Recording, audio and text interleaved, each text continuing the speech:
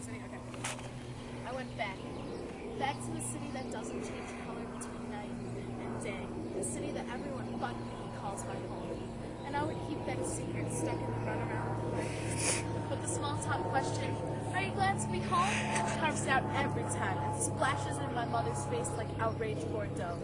I went back to the city that bends with the river, where my only home is the neon bright balconies where we can only sit at two small tables or lounge on cushions that are the definition of oversexed.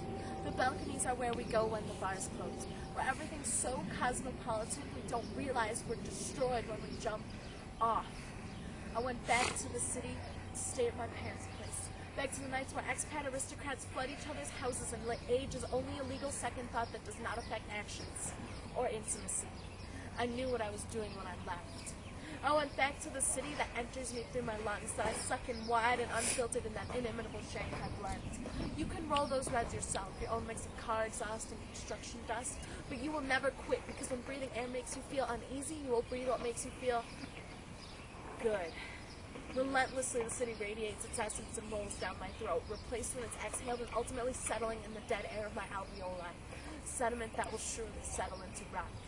I went back to the city that rages in my stomach, taking shot by shot in a mix of open bar alcohol older than any of the 5C girls or Laowai who will drink it, and vodka so solid you can feel the paper cuts from 100-point notes as it slipstream slithers down your throat. I went back to the city where dandelions only exist where they have bloomed yellow-orange from pollution and street lights, the city where I lived.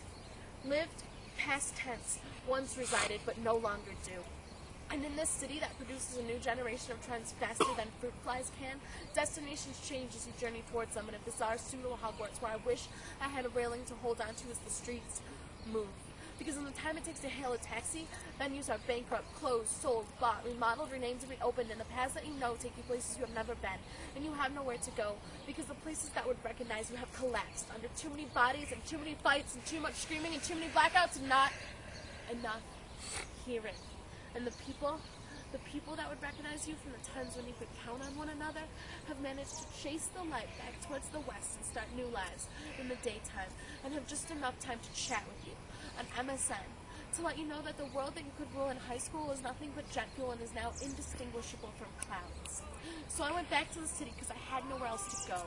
And I cooked with my mother, and I planned with my father, and I wrestled with my brother, and I sang with my sister, and with myself, I remembered.